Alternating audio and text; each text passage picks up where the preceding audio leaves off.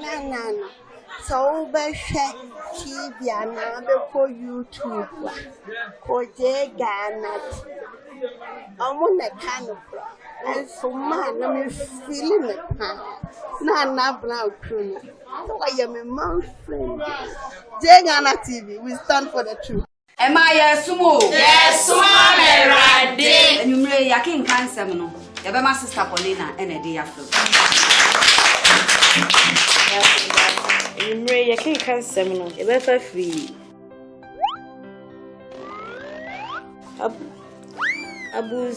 Abus chapter. Hey, babe! Sister Paulina, we reading glasses here, China, who Hebrews. Hey, madam! Ajenkwani, Tina Tet Hayan Herbal Capsule, a drawing Tina per what to send me. Me ready a mention glasses. Brody Bessie, see clear. Ayano Crow, Tina Tet Hayan Herbal Capsules, a full supplement for good vision and not recommended for children below 12 years, asthmatic patients, pregnant and breastfeeding mothers. A draw baby atwa, but Tina Tet Herbal Shop. Hey, now wait. Tina Tet Hayan. See clear. Tina Tet Brewing, FDA, I should show Ajia to say a Sorry. Oh, Doc. Yes, and you walk, Doc. I want to know why you did. Who knows why she I've said, you turn your man. No, say the young kuku. So your stomach was out, said the young. Had been so as I become. A damn crying, meaning said if you be forcing a I don't know. Test results natural say when you malaria when the moji. TD. Yes, malaria. Nani yem no so we no here. Tina Tet Tomac and a Tina Tet Malake. Famano nano ho betono.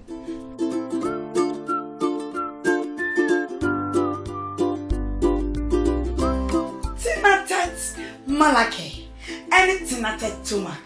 I'm on my free.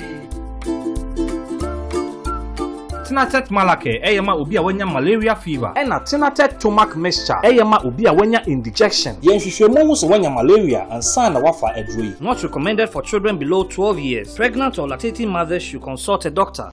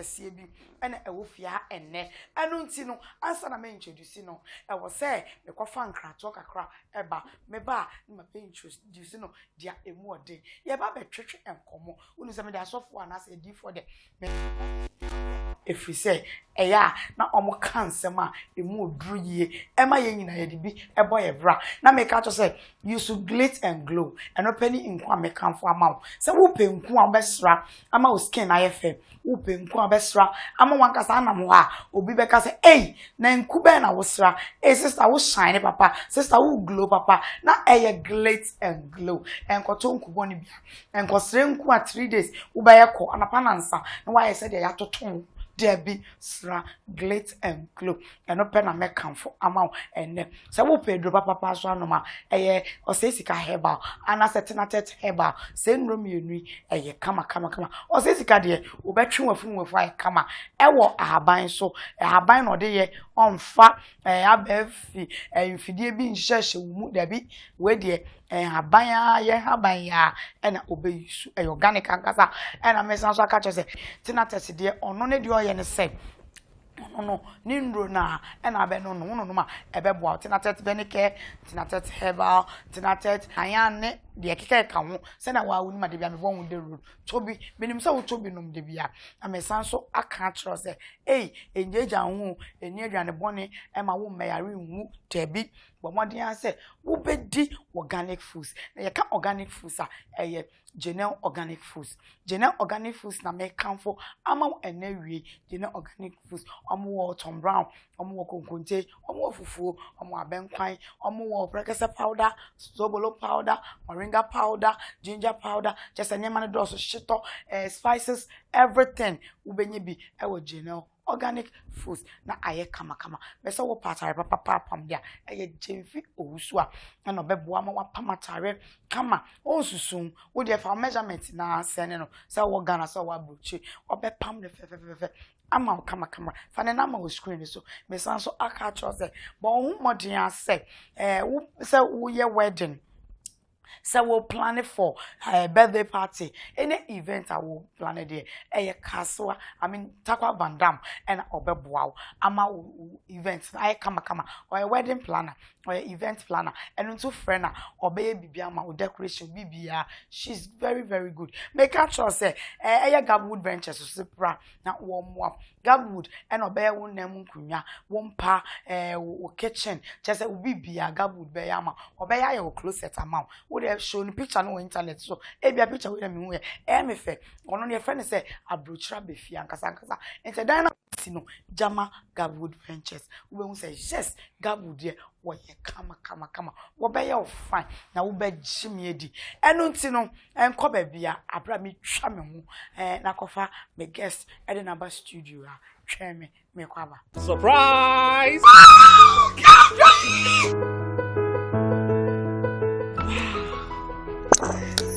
Congratulations, madam. I'm looking forward for a good business deal. It's my pleasure. Excuse me, madam. I am a business partner. Mami ke bibin cho. Tinatet venike no. Se wo yusu a esiesie ho e ma ho ye kama, e ma wo ye obe mua. Je na ko try she. Thank you. Tinatet Venicare. Tinatet Venicare is an oral tonic for maintaining vaginal hygiene, not recommended for children below 12 years. Pregnant or lactating mothers should consult a doctor. Tribulus terrestrix, Kayani, Panex Caltrop, Jingo Bilaba. Sawa di nuya mabobosina, and when you are set Tinatet 230 album, we are Bema now no more, and Mama Wadisum Kuma would drown us with me, Bajuma, and more energy, stamina, and vitality, and Foguli Juma, and one is our Banumbi, but Bajuma. Reda. Tinatet 230 heba. Eye young konkwa. Power to the people. Metra 230. So our what feeling? Hold on, me back. Tinatet 230 heba. Yeah! Tinatet 230 Herbal is a full supplement for rejuvenation and vitality. And no sa ebra ofa sa edrowi. Oba wafa yefunu. Ne oma ne banofo. Ene akola ondi emfie du watching. Medi any prophet runs for the do na bomb samani omega 1 me can fu je Ghana TV di amount share na subscribe na wo betin sama kese a wasum won TV da menim se wo be ye nhira Erode nhyira wo ewo Yesu name. Amen. Mema akwaba bi nsa won subscribe ya J Ghana TV. Bomodi asa obewo red button no so na afa nso no ubehu se bell bi da ho an umia so abehu all mia so se ne be ya anytime be notification no na kire se wo tie wo hwe eniamapa wonum se J Ghana TV de yentu futuro engu wani de bia na de eniamapa ensempa na ebro J Ghana TV your number 1 station make a cho se dia wo hwe ya wo hwe me live so wo stickers TV wo decoder ne so ye wo digital ye wo ye san wo satellite don't ye kwetire ye so wo fie wo Ghana na say adua wo data ne sandia and sorry enya program no cause Stickers TV sisia me decoder ne so I search for Stickers TV ubehu say ye gina so live aye nyema ye uhwe na etwegu sana wa broche so J Ghana TV Instagram J Ghana TV Facebook J Ghana TV YouTube enu so benya ye platform esu ye papa enu nti no enko be with us. Okay, papa, net saying Christo Adoboko, the original Nana. Father the father. Okay, won't say Sisiano. And never be brainer air coso, I was of Germany mo. Acquire says Sisiana so for no. Mubuo, and they were first, nay, see, slow money, they were near a day, and it dima a deep one casano, a new hobby. Papa, who is a DN and a mass had in Abba. You medicine and Namin Shroud. And you only say, I saw for your tutu, young assay. Ye jay, ye numunyum afra dot here, Tiana my ye dear software nim a tree from Canasi and Castle software, Usia software and Kawokoto. Okay. And now we try to say, Nancy no be castle software crana or pay. I didn't hear baby a Christo di Gina yano, ya free ho. Abba form. Ntiama obia etieti asofonu. Ene asofofonu bi esu ni omubaya. Omu dead ye ho nsam ne ne ye no. Eno so ka na ma asofofo ye no nyam no asa ya tofo. Okay, odifo me ne kase ne din de odifo obrempon ene menene twetwe enkomwe na odifo yi bese me bisa wasem yo o se mo atoto mo ho ase e mama ni onyam ase na mo toto mo ho ase no sisi ano enuonyam ase to the extent say nipa bi feel say edifo kwa mo ya trofo na there is nothing na ewo mumu to me bi eni mumu I say this time no gidie na those days ne wo edifo djuma mu no sisi a eni wo ade nti na ma na sa apart from say matoto mo anima mo di mo anima atoto form ade pa na masa ade na happen na ne ama basa ne se atro edifo efra onyame edifo. Okay. Na content no 2 Chronicles chapter 18 no near wo false prophet omo kasama ba aye ohene Ahab. Okay. Ene wo prophet Micaiah no kasama onyankopon.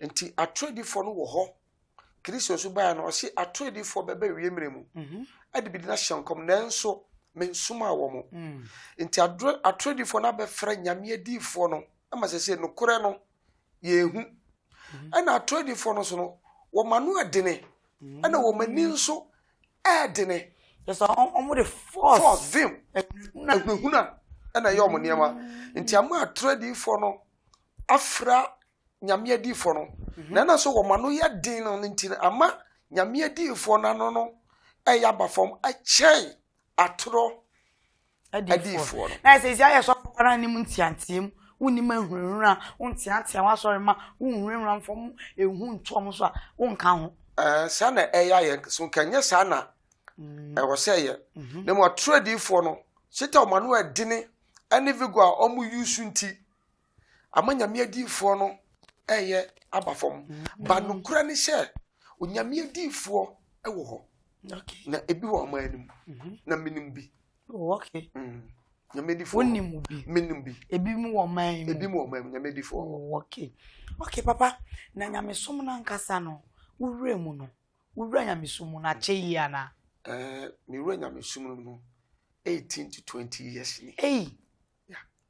ube pesa ube share experience kakra how akwan fa so a wura nyame dwuma mu na niam kakra wa fem nyame bon bibi to fa man ne ade nyame dwuma nu no na me straighter by then okay na me shop wo amasamai ya na ba ko so wo poku ase na obi be adwuma o me shop na ofrem na me kono si well da wonu se nyame be yusu ewe yimre mu pa na so me be wo do ka ba na me ya na nyame yusu de me de nyame ofrem me kura me de onfa no because me ya adwuma nyam ska tukwan abeboga na ma begimani nti se nyame po bi afre na enyame dabi wona me bola atam ka kire no na me bola fo pa me am tu papa me tu enti or the kind of concern by be kind the same thing kire me na de ma me fe de me gye de ni se konfuo bi de ne ka ba na me na dwuma wa chiama na me ne ka no ka chem se welda na me siefo na o ka se on table for no toguni o say God will use you come and break my gods o say be use me bubu na bosom no o be ka kire be manye ani malam so de ne ka ba me shop ono so wo afiama ono so be ka kire me say onyame be use me pa na adwuma we enche me ampa 1 year pepepepe na fi de me so onyame da ne ho adi eche me hu ma stranger onyame wo ho Yesu Kristo wo ho da ne ho adi kirem se ade na ma fa nkrofo a empo wo mo the other side now me fam so kasa kiro se ma from me do be adwuma na wo kwatimi tina na me shop no egui me no nyina egui just unya sa eyin encounter just like that me shop me no nyina egui tina fe me bre me nant me ko challenges mo nti still na no aswan de upon them kan na wenti me tinya ko ponkra ma abrochire na ne hia me bo mu sika na me de kwa me ba na jam me open top mu a na me gimani ti onyame so twe ma so pa me bre ye in fact na fi de me na me to kura no ma tade me to atete so won chere papa ti ye program na bi ru aso dem mi ru ana so for se urabra aden na waso di na onyame ehia na wonsusu udwane wentie nyame a obebre saa na obebre ko sisi obewu ampa so na mebre pa ti so for the cast na me di america ko bu kotodwe ewure nim na me rale maba ene die maba family hona shasi ti me didi asofo achi fight me didi asofo achi asofo so twimi di yie na nyasem ketwa ti emuana me kopie me papa baako nyame fa ne kransie papa chum otete mi amfie nai na me san kopie papa chum be me papa chum na me no wache mota forest okay ka baby na me fi no ho na me kodi papa baako achi ono so on de wo fe no yompa prophet Josiah yompa ono ti aso so me kodi na chi 5 years ti ho na me na so se me firi ho ana oja me kwan na mabre enye easy enumu achi na nyame afre me na me se nyame be ma nkane ma aye smooth because you say waso oden oye nyame adwuma ama wanyam wadwuma sei ti nyame frɛ wo ne de o so nyame na wafrɛ wo no simple kra simple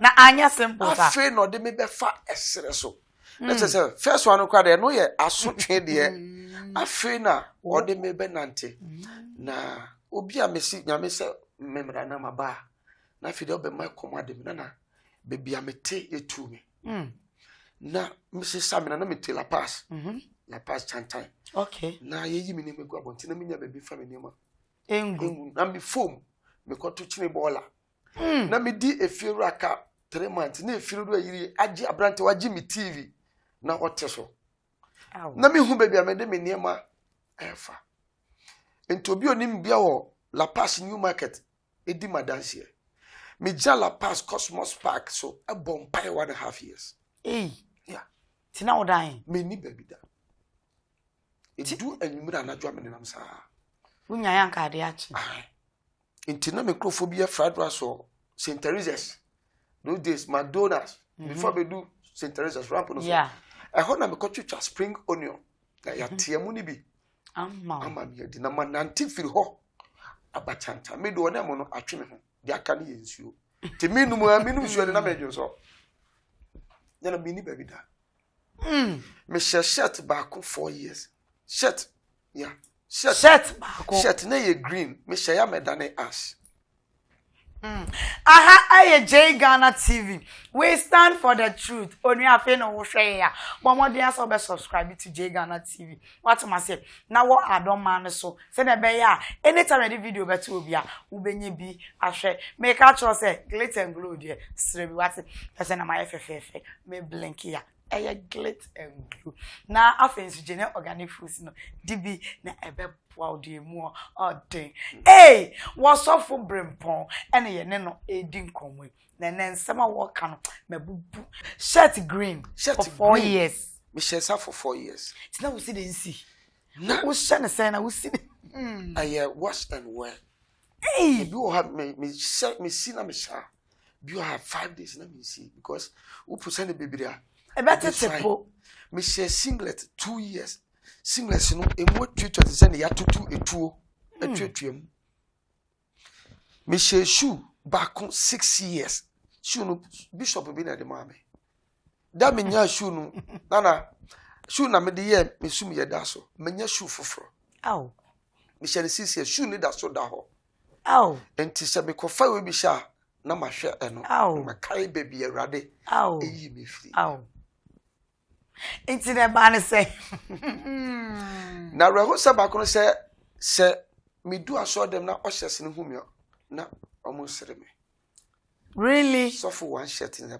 but then na me associate pastor to me so for me auntie no ye to within so for one shirt but sorry baby ehun say enka wonye wadoye dabi so for nso ehun say won kire enti no komma uska dabi na ni tua unim say ade we ekoso wa sorry dem pa ai no kra obi ti asori dem no pra sorry dem oye osha Sunday we repeating atade ba ko repeat so for ntumi nyegaye enka say wo je love friend the whole church enwa for it nanka won fama sa ni bana no kire no but on so no mo pra sorry dem omo no mo ye oshes da yesu beba na asofufu no ebitimode asofufu no ebitimode ene ye to so for one shirt eno kra ade we de mama fanye wudin wate ediria so for one shirt baba wa bre for 4 years almost green adane ash right me ba o hye so humia no bi we afa ha no we afa ye nje me ba abomia na nam another sofo ba kwa nyina wo ho ono nem emuye to bo hwikot kita no ba opie ya na o hye si o ma jin ba na wo ye pian mit eyesu ni areho ma me ma fagem ma bre afi na wo kas man hwemu kra nyame sprayer edu baby no kameye akasete nyame se me ye me body waste at the age of 23 24 baby me sika no tukwan na ma beboga na wo si minya na me mra na se na tie na nka afre me in fact edu baby no nka me ya paba in fact me paba edu baby na adaya me suko nya no pa na mo bi so me sanko pie sa pema from Chantayo sa pema da me konya na me ne enkotre ni awowo eneda sa pema electoral commission echi me ne enkotre ni awowo ena na da demo na me sa me opposite house ma me be a friend vida for evidence sake na owo ebula me talk Gary 10 pesos at that time. Makosa ambulance you na me desi ho. Efini kwase a na me sone na manom. De edi tonsuo me ni bi. No light. Me the candle neda. Me nya candle me the torch light eneda. Na aye uncompleted building.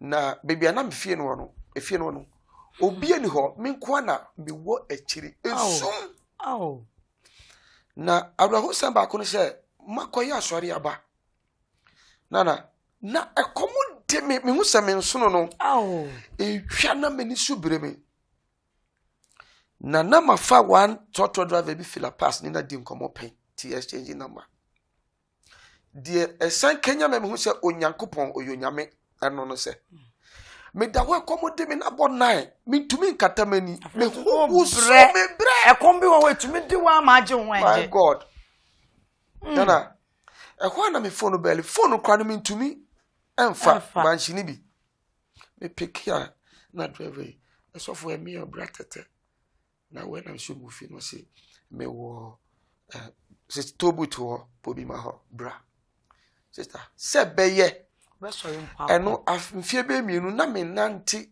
enu ho na me du ho na driver no wada me bon me pre no sorry me so sofo ntina me wa je obi ni me hwe na yellow cruiser kese no ba ko B4 star na sabe na 55 cities bi rolling time kese bi twa money eno tunika sister me no kase me trash na brodo no ma refa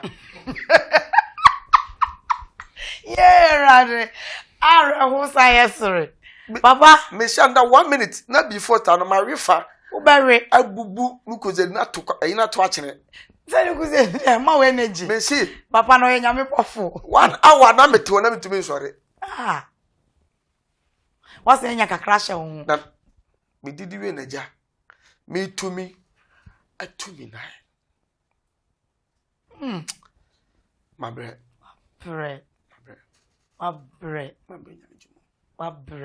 enti no as na at the time na wo bre no utumi ema eba wadwim se kona fa uti ko hye ba bi ana se ye bibi na fa hye nyamedwuma na se na ya na bibi sa ba wadwim dabi dia mama dwum na man susu kura ne se konfu ameye ne ka onu ka the other side etuma be ka kire me se onyame sta so no dem be ye adwuma mala me so be confess na me yom ka dia na konfu aso no ka kire me se omoye no hwi kura atumi bia hye da enim no mu dididi e na kire me se na de bia ka me se dabi so nyame afre be dia na konfu ne malam ana me yom ka was amasawa ka kire me se hwi nimu dia ena na hwenkyira me se men sa machi enkom ho even though se me nam sere so no hwenkyira me se me ko na mom me brade ne mo se me die nyankopon na oye no korefo no achi nti ho de man susu da ne mom abamu dube mabamu bu se ni pase rade wo fra me se o soma me na o de me fa o ha ti bi omu no ho na abamu bonu kaya ba na nso so erade hye me de na me so me hye no ho de okay papa enti no like eba ne sa no yate asio na wo hia nyame ni pebi ema ne yi odo edi kirewo anase wo hia nyame ni pebi ema ono krampo so bu wabema wo hia bibisa no kura ni nyame ni man hia nyame ni pebi a o se da hye mi nkwan that's one nyame ni pebi a me padam cancer no prophet Josiah Umpa okay in fact na me ni che no no age no but me bra me ho ase ema no na ono na ya na otumefo KOFI mi so no mai o se o musa wanyi ncha me de na so hwa ho de di machi ema wa mabu emuto no ne ehye mi kran na mom no emire bi du so na still na niamamu ya din ti mo one me papa sofu bi na ka papa niama nyewu afi de mi abre eno direct mi ko sofu bi nchen ewo Israel hayi Israel park no okay osi ko ono so ye normal charismatic church see no so bebo an ti me ko sofu ni nchen me bo gate na kola baby na me no ka say se ye ba studio hayi 2 hours na sofu ni pie firi ne dem yeah sofu no friend say wo ba e no se bra ya wasa me ba ne ba ne ko ka chen super pa onyo ho 2 hours na sofu ni pie opie no bie ne trap door eno gina ho wansi fo amehwem no se yeah nso papa me cha no se ya nso me na me force me bana so for so me si se me bana me brane man koyi so for no hwia me no bi o ka se wo abusu afo ase wo ti kona ko bompaye nana Hey, misuyama ojina ho. No catch. And as sofo me bre na sofo we no se me mra me. Me sofo kita ma asase. Me bre ni ma me nkoyi. No say. O catch me say obi etu abro catch me say me busuafo ase me. Enti me nkobo mpaye. Na otu ni trap dom na bie gita me pie. Ti me pena nkotra bo obi so. Misuya na about 4 o'clock anymore. Misuya na me se rade. Sofo na me ni da no so sankono. Ebe hye me nkura so nyame sofo no. Afa de onu mu matimiti afiri so. Enti aso de sofo de ka no kura ana. Na obeka se obi gina me ho ka chemi no ka chemi se eyo nipa na akasa enye me awurade na maka o se wase but meme se on say me ye wuye ene se na me de ti TVC babre sofo wa bre sofo enti no sa sofo no eye wo se wie no a o ma wo betena bontin hwuye no papa nipa na wo ne na ase na oja wo kwan no aden na wan kɔ no ho back na hu se nyame mu ɔden kwa no hye na se back na wo ne na nsom emre bi du ya na afa de da sofo na me finance na afa kwa de onu kura di mewu chan de obuma bamu no sofo na ɔno hu se wo mra so nti no kɔna kwaye wa so jame kwan na se no kwa de na ma start bibia nyame adom peke kakra afi de sunsun no me sunda ya na me hu bia na sofui odimidin oja ota so oil wa parking politin bag tutu ni ma obomidin no da hwefom che se o crash me se ma me nya kase enchen no ma me mesa no ho ma me ministry etumi enyina nti otumi tuka we ya physical maka sunsun otumi tuka eba bebia me ya so da no ebe sesa note e de koya kwankere na ebanse na hu saade mi huye ebi wo ha me metashe asode mo metumi akoho midnight na me show me bompa ama the next day me fa ho ni agro kra ti ena me won krofon so a me momo ehwe ho ti obi ho bia no mo information me de mama e de mama ti ye ka so because sister obi tumi kosa osofo bi asore anwe ade ti ana eno kra otumi betwa o picture kra ade ti awo tumi twa wa asore din ade awo ani nyina mo ye nyamedwuma obetumi yesu nipa kra ma na ba so dem ho abeti wenu masem ade awo me hu bebre me ma no kra bi di madanse wow me ma ya me no studio e kra bi di madanse wow intina osofo no obesesa we wahwe ana wode kuntia wo ti bra na wo brain na no kra ni mu bi se ministry na collapse wow yeah intino enne a nyame asesa o shebre no eno no na bra bo say ono nam ho ni ministry akese mi hu so far mi hu se ni ministry apeja ni din so ani din maintain din minim ni din ba maintain din wa system na chese still na wo riare ofo enti eno ma wo hu ni sen papa anya good sign but asofo ntia hye so bi efa omupia anatiti obia eye wukra wanhu ho asen kakula no be peja na bebi obegina bia no obo Kristo di wi a wode wudin so ahoa ena kire se uye pani papa ne makoda efa omufi na se wo ku atia na bere na hye a na wo Kristo su no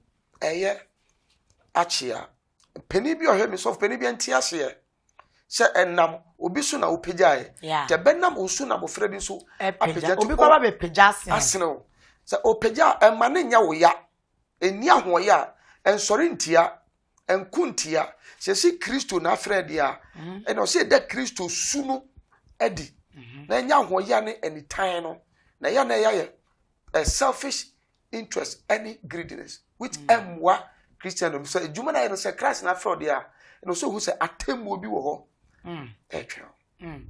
okay so for yere yasem ni isi no ede afutu na de ma obi a ene ono so oye suffocato afi na oye ministry na wo fa ohawa ofa mu bi na suffocato biara oye ministry nti asese nyame frɛ no aye process nyame dwuma na process enye bete se onyame frɛ wa emfra ho so onyame frɛ na frɛ ho obema ne if you say etihye ne ufi Egypt eko Kina obefa esere so esu kombedo e kombedo wani begu ase obefa ne ma bebre ne ma wo se wutie Awurade enye wo ho ya Awurade na ode ebeko na so fofo na ma nti asese mofra no sikanibere aza krono ohu ye kura osi wahu onte ya osi wate amwa onyame obetua onipa bi akase ne onyumate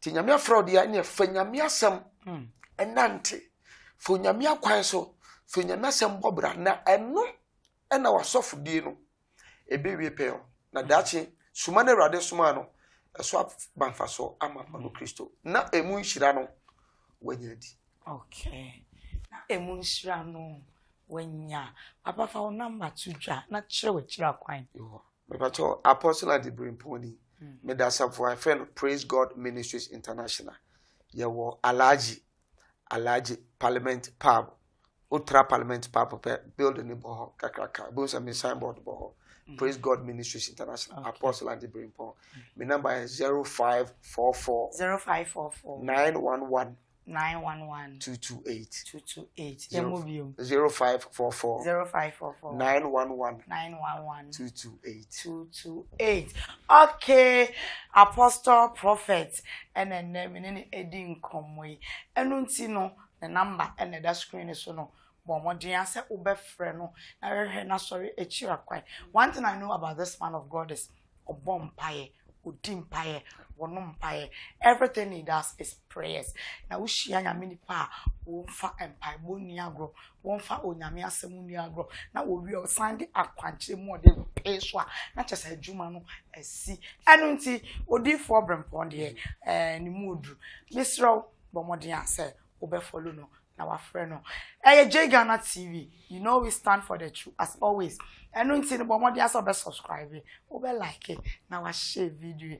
Nya bell no so, say na be anytime e di video beto obi a, obenye bi a share. E di na e ba akofre, e na brown, e shampoo. No wa from handsome man's wife, na ma just kama makra. Sorry. Oh, doc. Yes, and you walk, doc. I want to know your day. We know why she. I've said, you turn your man. No, see the young cook. So, your stomach was out. Said the young. Had been so as I become. A damn cranny, meaning said if you are forcing a, I don't know. Test results natural say when you malaria when the moji. TD. Yes, malaria. Nani yem no so we no here. Tinatet tomac and a tinatet malake. Famano nano hobetono.